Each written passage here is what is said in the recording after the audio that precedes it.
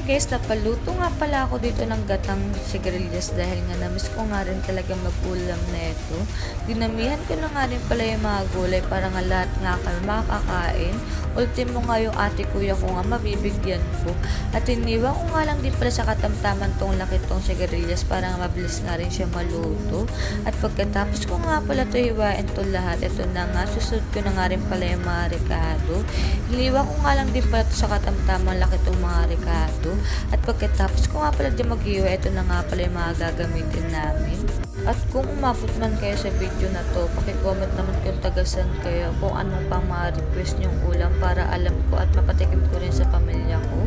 At ito na nga pala mga ginamit namin yung gulay, gata, bawang, sibuyas, sili, nor cubes, magic syrup. Di ko na nga rin pala yung pangalawang gata sa kawali at habang naglalagay nga pala ako dyan ng mga rekado, hinayaan ko nga lang din pala yan kumulo. At nung kumukulo na nga pala yan, ito na nga lalagay ko na nga rin pala yung mga baboy. At pagkalagay ko nga pala ng mga baboy, syempre halo-haluin ko nga lang din pala yan.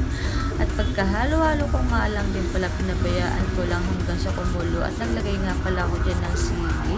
At hindi ko na nga rin pala na-videohan dahil nga namatay na nga itong cellphone ko.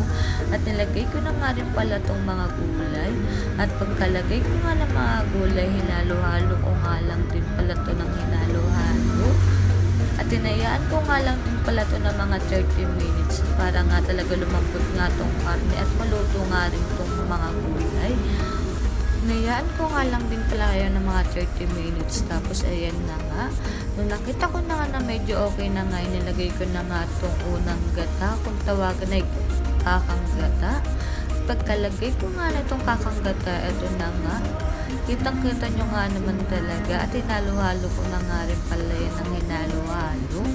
At pagkahalo ko nga lang din pala niyan, syempre lagay ko na nga rin pala yung mga palasa. At ito na nga guys, luto na nga rin pala yan. At kitang-kita nyo nga naman talaga yung pagkaka-creamy. Ang sarap talaga niyan. At pagka luto na nga pala niyan, ito na, magsasandok na nga pala ako dyan ng ulam para nga mapakita ko nga sa inyo na napakasarap nga talaga ng pagkakaluto ko dyan. At namigay na nga rin pala ako dyan ng ulam dahil nga sabi nga ng mama ko, mamigay na nga daw ako dyan. Ito na nga guys, kakain na nga ako.